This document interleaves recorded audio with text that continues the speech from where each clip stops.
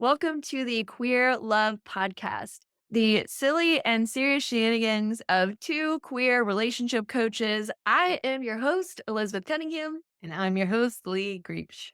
On this podcast, we talk about how to live your best queer life with fulfilling, healthy relationships and anything else that makes your little queer heart happy. Because living your life outside of the heteronormative scripts is totally possible for you. Each episode, we explore all things queer love from our professional perspective as relationship coaches, our own personal experiences, and as partners. If you love our show, follow us on TikTok, Instagram, or Twitter at Queer Love Relationships. You can also check out our website, www.queerloverelationships.com. Thanks for following us and enjoy this episode. All of that will come into your relationship as well in a very obvious way. And so then it feels like you're like, oh my God, how are we going to deal with all this? Because it doesn't feel like, oh, it's just our stuff, like, which is a lot. But then it's like, oh no, now I'm dealing with like Aunt Nancy's stuff, right? Like, or like, yeah, like I live in this specific area. Now I'm dealing with all of that stuff. Hello, welcome to the Queer Love Podcast. Woo! Short and sweet. What are we talking about today? Exploring your gender while partnered. Question mark. Was that it? Yes. Okay, there we go. That's what we're talking about. Yeah. Excuse me, I just woke up from a little nap. Wakey. Wake up, talk about gender. Okay, great. I'm like, that's easy for you. You got it. Yeah. I believe in you. Thank you. Gender exploration. Gender exploration while you're partnered. Mm-hmm. I'm curious what you feel is most important to talk about, or what you feel people might be dealing with in that. I think this is a very common thing in like queer relationships. Mm-hmm. And I mean, I'm just trying to think of like things that have come up for clients, either like in being the partner exploring or being the partner who is partner to the explorative one, and just what that brings up for people. I mean, because especially when it comes in the context of queer relationships, say it's like two lesbians together and then one starts to explore their gender. Maybe I don't identify as like a woman, what does that then mean in the context of sexuality? It's like, what if they, maybe are trans man, right? Mm-hmm. And then it's like, what does that mean for the partner who's always identified as a lesbian? Like, am I a lesbian still? Like those kinds of things will come up because it will just have that kind of experience of looking at like all these things that maybe you have identified with or labeled yourself as, or I've always seen yourself as this or that. And then it starts to like break that down more for you of like, maybe if I'm not, I'm not going to break up with this person. Like I love this person, but they're technically a man now, like it's like that kind of thing. And you're like, So can I still be a lesbian? Like, what do I do now? And, just what that then also opens up within, not even just in the context of being a lesbian or not in this example, but like also the different parts within yourself of maybe that just opens up different things within your own identity in different facets. And so then it just kind of feels a little bit like things are crumbling, and not like in a, bad or negative way or anything, but it's just like, you start to feel like things are kind of falling from your grasp around what you thought was, whether about you, your relationship, your partner, and all of that. And so it's just like trying to figure out like what's going on here. So I know like that's usually an experience that comes up in this kind of topic. Mm-hmm. So it's like just understanding that that's normal. Like when you're looking at different things, and especially like all these kind of like social constructs and stuff. It's just like, oh, what? Like, what's going on here? And how you've built your relationship, and then how that then translates is like, oh, but now we think this person should have this role, and I never had that experience, and so it's just like rearrangement of so many things, and it has you look at all these different parts within yourself, within your partnership, and kind of just it's like a reset of sorts. And so like in that reset there is an opportunity for lots of change, and sometimes that looks drastic and sometimes it looks not so drastic, and so there's a lot that can be opened up in it. Yeah. Well, the first thing that comes up for me when you say that is grief. Oh, for sure. Yeah, like allowing yourself to grieve, even if it's not dramatic, even if you're not like upset about the change, whether that be, within yourself or with the other person or within your partnership, even if you're not like mad about it or whatever. Because I think grief has this like very negative connotation, like something terrible has happened, so now we're grieving, when rather grief is really normal in anything that changes. It's just like, it was one way, we were one way, I was one way, you were one way, or a different way. Yeah, like grief is happening always. Yeah, and so like grieving what you thought about yourself, about your partnership, about the other person, about how you thought life was going to go. And this is from both angles, in different ways. It's not one person or the other. And like, and allowing for that, like allowing for that to be okay. It's like, it's okay to grieve. It's okay to grieve that you thought that you were going to be in one dynamic and now you're not going to be anymore. And yeah, change is hard and change can be really scary. And so I think also inside of the umbrella of partnership, remembering that, or trying to create an intention around staying on the same team.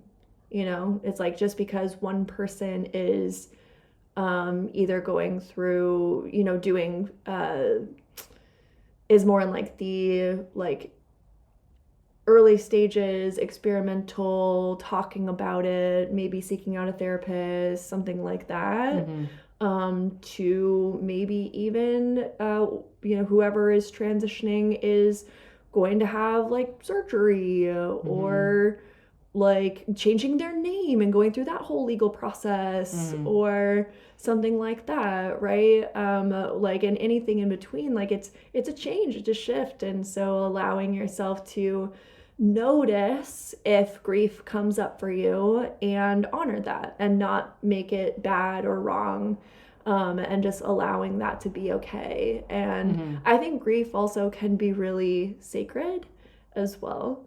And like the experience of grief can be a really sacred way to acknowledge how something was, and a really sacred way to honor like what's new and what's coming, like the next phase, next chapter as well. Like that slowing down and recognizing like what is coming up for you, in this, because grief isn't just sadness. Like grief can be anger, grief can be defeat, grief can be frustration, grief can also be like gratitude and compassion, like there's a lot of different things inside of that. So like one thing that I think one of the things that Lee and I talk with people a lot about, help people a lot inside of, is just managing the emotions that come up that you either didn't expect or didn't want to have happen. And so inside of, however this process goes, there are going to be emotions for both people, all people, that you didn't expect to have, and maybe even that you didn't want to have happen. Yeah. Right. And I think that ties into the second thing that came up for me, which is the meaning that we place on things. Because a lot of this is dismantling the meaning that you had. Like, what did you make it mean that you were like presenting as one gender before, and now you're transitioning into the gender identity or gender expression that feels more aligned with who you truly, authentically, internally know yourself to be. Right? Like, what are you making that mean about you? What are you making that mean about your partner, your other people? What are you making that mean about sexuality, or your own sexuality, right? Like, what did you make that mean before? And just noticing that. Like, you don't even have to, like, there's nothing to, like, analyze about that information necessarily, but just notice that it's like, oh, I made it mean that, like in the example of, like, if you were presenting as a woman before and identifying as a lesbian in a lesbian relationship before, maybe you are making it mean that, like, you are deceitful to the people that you've had lesbian relationships with, because now you feel like you're transitioning into a trans man, right? And so maybe you feel ashamed, or like that you lied.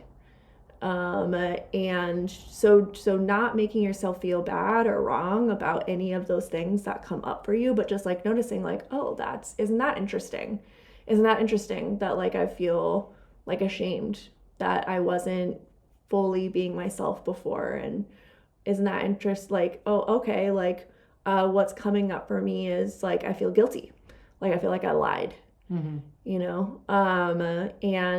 like, again, like, you don't have to beat yourself up about that. We don't have to, like, spend the next 10 years analyzing that.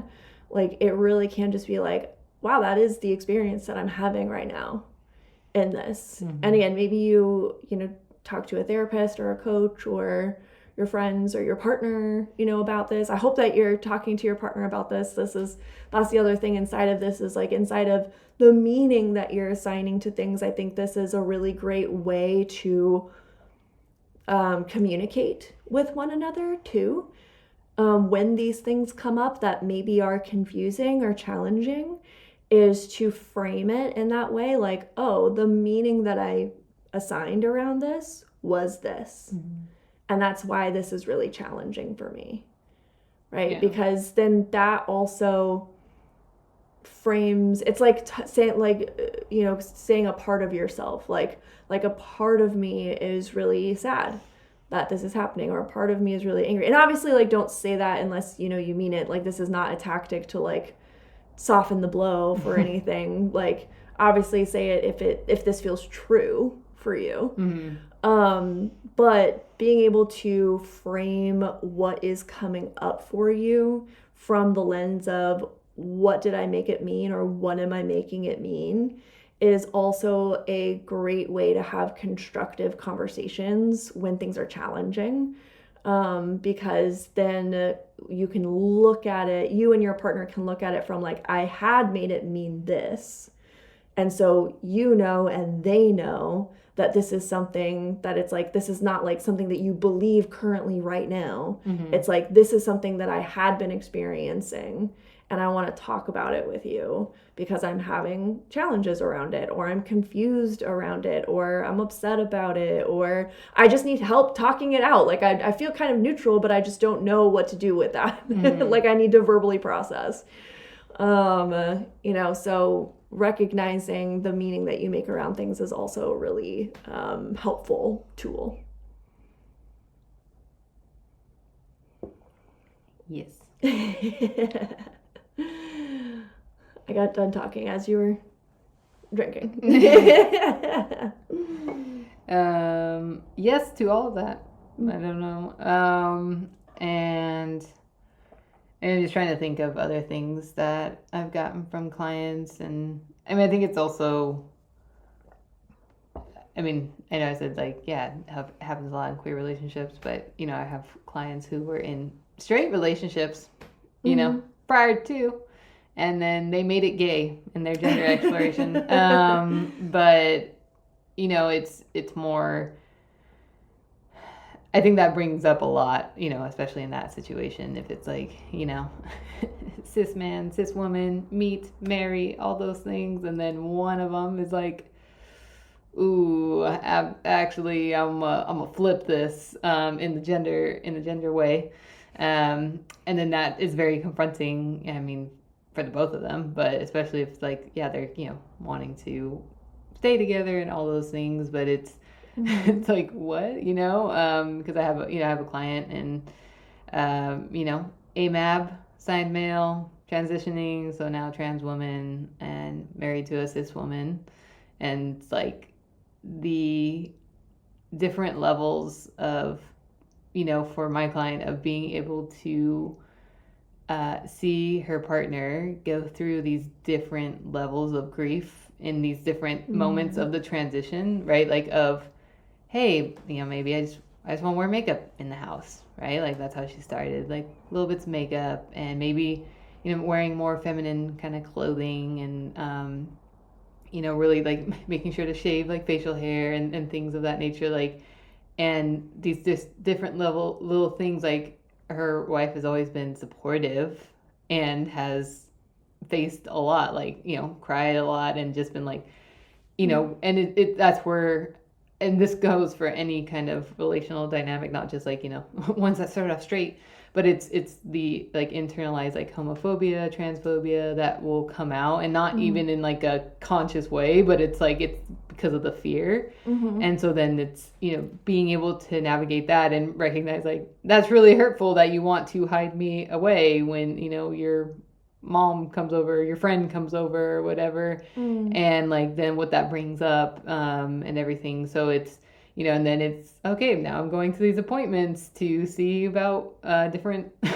hormone treatments and facial hair removal and all those things. Like, and so my client has had to see that being reflected from their very supportive partner, and they have really beautiful open communication about everything and share about it, but it's like to allow the partner their experience of this, because obviously it's just bringing up a lot for her and how she has seen herself, how she saw her life going, right. and to also not make it be like I am wrong, right? Like I have destroyed this relationship, I have destroyed my partner, because I'm being selfish or whatever it is, and so it's to be able to allow that experience, completely valid, and knowing that it's like you're moving through it bit by bit, because again it is just taking pieces off and like doing that reset. And of course, yeah, like when you are going through any sort of transition in any way of relating, and also within yourself, there is grief because it's changed. Like something is dying, something is being born. There is grief in that space. Sometimes it feels crazy heavy, and like it does feel like that negative charge. And sometimes it's just like, yeah, I just miss that. I miss that. You grieve the parts of you. Like you're like, oh, I miss that part of me. Or I miss that. Oh, we had those experiences. I miss that. And I'm also really glad that I am being much more authentic in my expression and self. And you are also very glad. So like that's cool and everything, but we can also miss that. And so it's like that, that kind of bitter sweetness that is present within grief. And so it's a lot to have in the space of a relationship, because there are personal things and the things that come up for us as individuals, but there is, especially with gender, and then when it comes into sexuality and all that, then you bring in the social kind of viewpoints and cultural viewpoints and religious viewpoints, and all of that will come into your relationship as well in a very obvious way. And so then it feels like you're like, oh my God, how are we going to deal with all this? Because it doesn't feel like, oh, it's just our stuff, like, which is a lot. But then it's like, oh no, now I'm dealing with like Aunt Nancy's stuff, right? Like, or like, yeah, like I live in this specific area. Now I'm dealing with all of that stuff, right? Yeah. And so losing friends or losing community. Like you brought up church, we've had clients who have gone through different gender identity transitions, and some of them have like lost friends, lost family members, lost their entire church support group. Yeah. So it's like, and that's I think that also just points to the different pockets of grief too that's happening. So it's not even just in the relationship, but then it's, oh yeah, I've lost these relationships. And then you're also looking too at the, loss of privilege in a lot of cases. Totally. In like different ways. I mean, yeah, if you're going from cis to trans, you're losing a lot of privileges in that way. And, but also if it's like, oh, we were straight presenting, now we're not. It's like, okay, now we're losing that straight presenting privilege as well. And, that's often what brings in that fear for both people involved too, right? Because it's like, oh no, now we're different, right? Like now it's, oh God. And so just all these different things that are happening where it feels like a lot because there is a lot going on. Yeah. Yeah, and what all of that brings up for me is just remembering that you're doing this together. That you're still doing this together, even if it's challenging between the two of you at times too, or the multiple of you. If you're non-monogamous or polyamorous, that maybe there's multiple people involved in this as well. And I also think that sometimes when people are exploring their gender identity or transitioning in some way inside of polyamorous relationships, sometimes that can be really beneficial because you have multiple people to support you in different ways or that are able to support you in different ways, right? Thinking of people that we've supported where in their transition, one of their partners was cis male and he had a lot harder time with the transition, was still supportive, still, loved his partner who was transitioning, all of this stuff. But at the same time, they had another partner who was also questioning their gender identity as well. And so it was a lot easier for them in their partnership because they were kind of going through similar journeys, similar spaces together as well. And so that was that was really positive for them in that.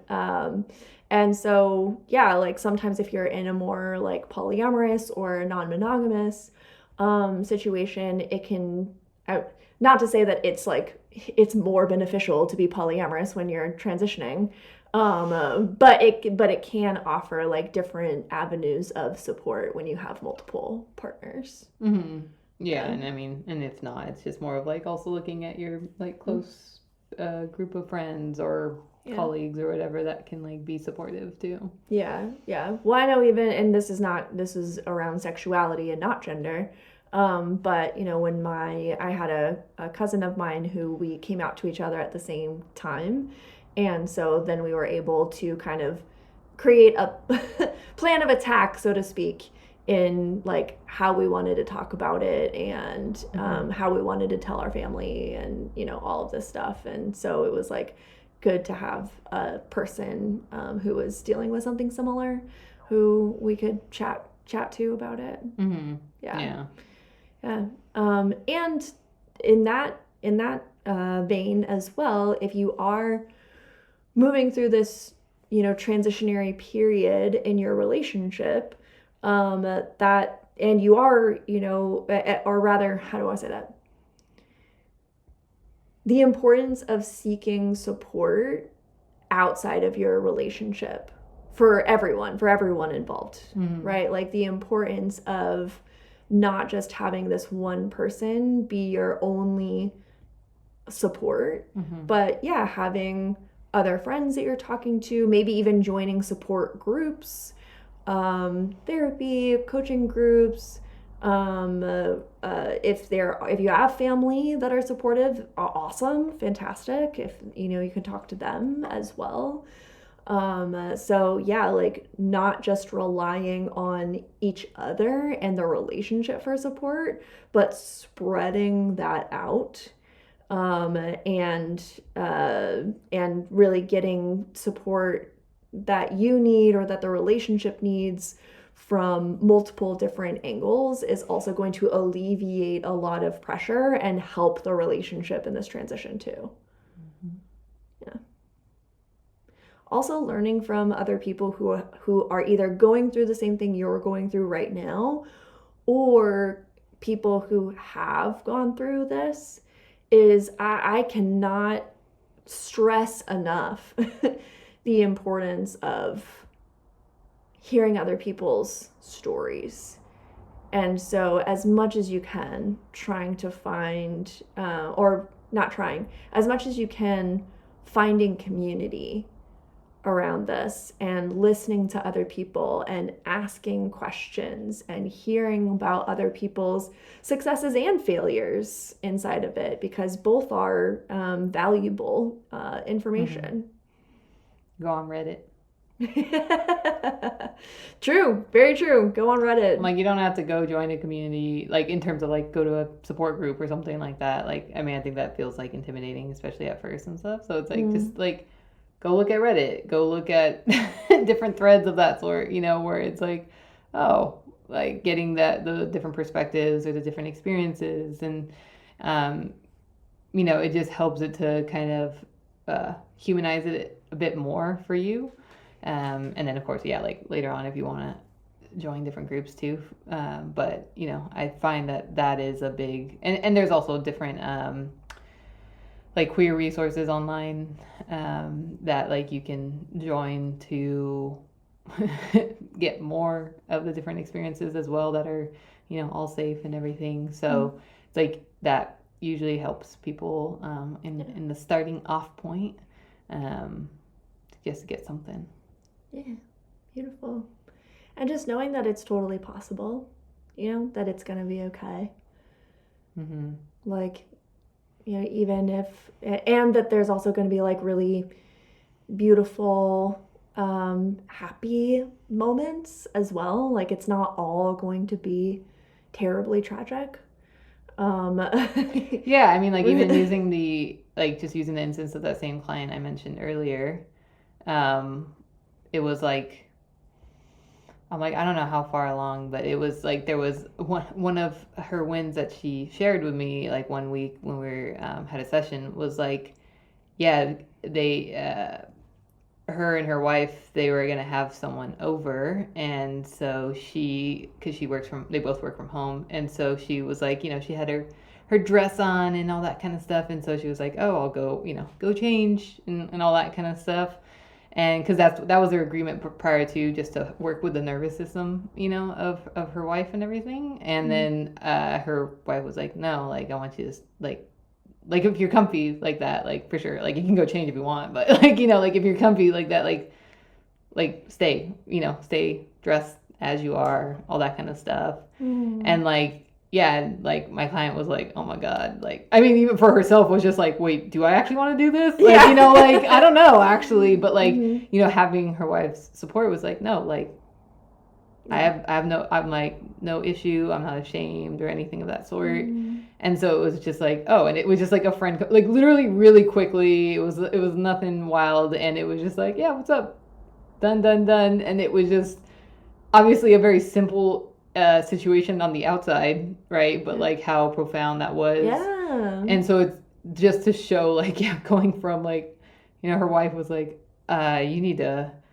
you can't be wearing that around other people, like, you and me, that's fine, right? But it was just like the shame of everything, and just, it was just a lot. To then being like, no, live your life, I love this for you, and all of that. And so, and, like, her wife has, like, been such a supporter for her, especially with family members that are not so supportive. And so it's just showing that, yeah, they move through tough things of grief and everything that they work through, and it's like she is, like, such a baseline of like, foundation and support for my client, because it's like she gives her so much more confidence, knowing, like, no, I've got you, like, you know. And so it is those things, like, those are the moments where it's like, yeah, we had tough ones, and then this moment of, like, oh my God, dude, crushing it, So it is, it is just those Yeah. things, because it is like any kind of deep work in relationships,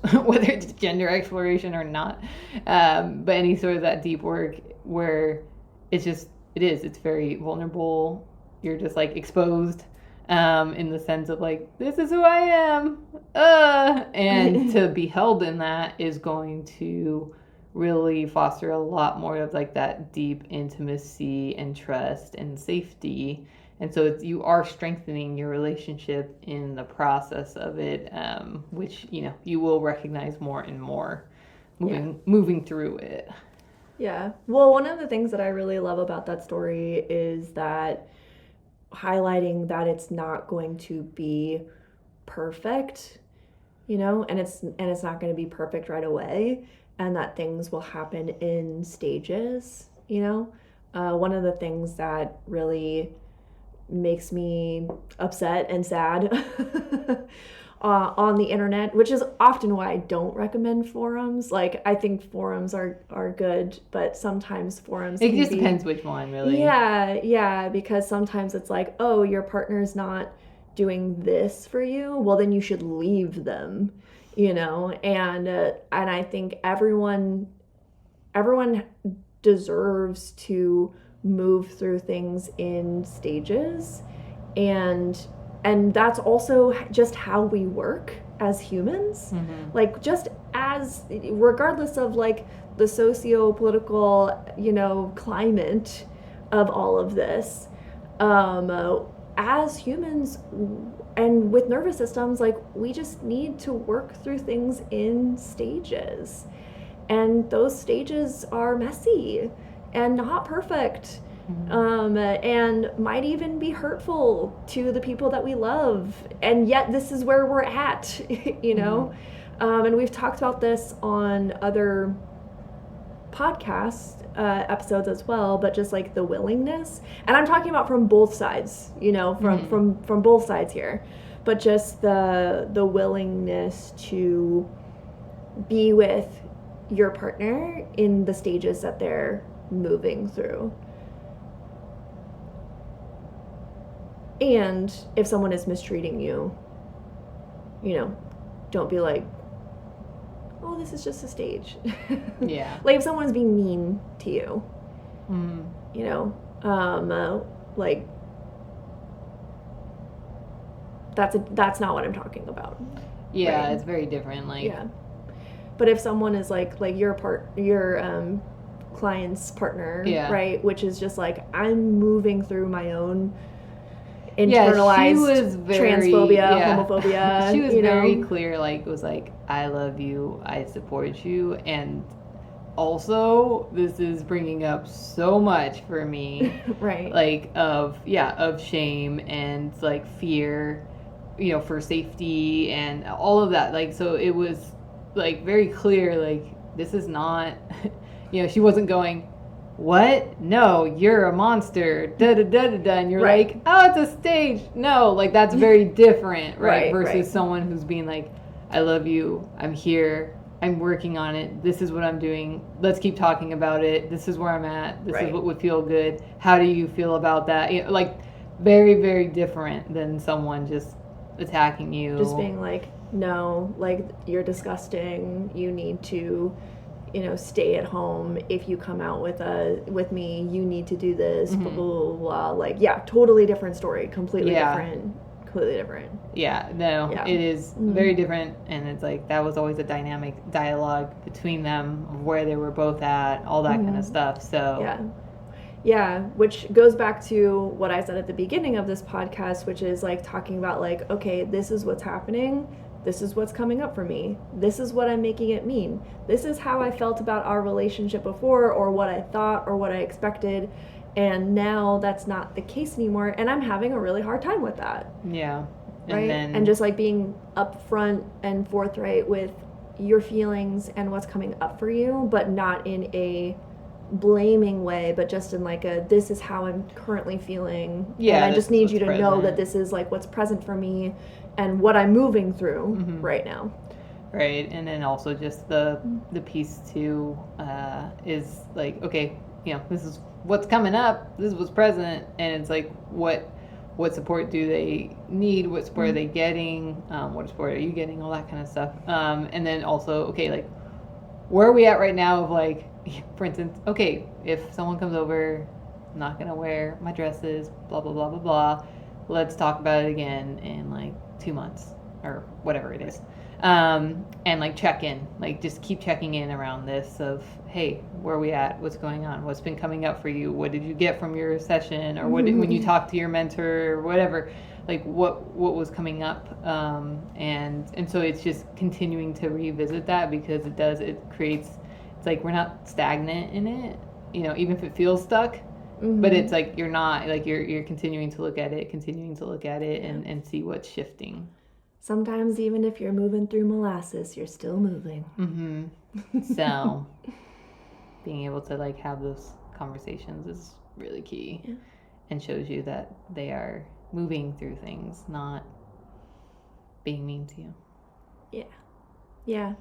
I think the last thing that I want to say is if you want a framework that's helpful in having conversations or talking about what's coming up for you, or even planning for the future. Maybe this is not a conversation that you need to have right now, but maybe there's a conversation that needs to be had in the future. Is just looking at it from like going from you and then moving outwardly in a circle. So like starting with you, what's coming up for you? What do you need? Right? And then moving it out to your partner and the relationship. Okay, what's happening in our relationship? What's happening with my partner? What's coming up for them? What do they need? And then maybe moving it out again to the next circle, which is like your inner circle of friends or family or parents or siblings or something like that. It's like, okay, like what do I need around that? And depending on what stage you're at, maybe it's like, I'm not going to talk to my family about this for at least another 6 months, or I'm not even going to talk to my friends about this for at least another 3 to 6 months, I'm not there yet. Et cetera, et cetera, et cetera. And then moving it out to like, okay, now maybe the next circle is like going out in public and being in community spaces. And maybe the next circle after that is you like more on a like society level, like how are we going to deal with these issues, or what are the laws in our state, or like what do we need to be safe in these situations, or et cetera, et cetera, et cetera. So looking at it from that, like from me, and then moving outward in these circles. And this is not linear, like you're going to be dealing with all of this. Yeah. It's not like you can avoid society until you're ready. Right. But if you, like, I find that looking at it from that model is really helpful for my nervous system, because I am someone who likes to look at things and feels more comfortable looking at things from multiple different angles, because then I feel like that for me gives me more of a sense of control. Because I'm just like, oh, like I can kind of see that there's all of these moving parts, and then I can decide how I want to and when I want to deal with those moving parts. Right. Yeah. Solid. Yeah. Circle. Or sometimes I think of it as a rainbow. What's the next band on the rainbow? And you're like standing underneath the rainbow. It's very cute. Get up. Do it. Anything else that you want to share around a partner transitioning, or someone transitioning inside of a partnership? I don't think so. I'm trying to remember what I even said. You've said a lot of really good things. I think what I said is what I said. Indeed. Indeed, it is. Yeah, no, I don't think there's any additional things. I'll think of it after this. Yeah. You can add it in when you're editing. No. I leave like it when people do that. There's a couple different content creators that I follow that like they're like, oh, I'm editing this right now, and I forgot to say this, or you Oh. know. Unless there was something tragic that I said, or like very misinformed and wrong and all that, then I'd be like, but otherwise, then I'm like, you know what? Leave it in its beautiful, raw form. It's human. I love that about you. I also love that too. All right, big deep breath in. Get up. Yeah. Do it. Gay. Get up. Always. Even if you're not exploring your gender, do it anyway. All right, we love you so much. Love you, bye. We hope you enjoyed this episode of the Queer Love Podcast. We would love to hear from you. Drop us a line on TikTok, Instagram, or Twitter at Queer Love Relationships, or email us at queerloverelationships@gmail.com. If you are interested in working with us, follow the Linktree link in the show notes. See if our offers resonate with you, and if they do, sign up with us or book a discovery session. We are so grateful that you're here, listening, learning, and growing with us. Until next time, keep loving.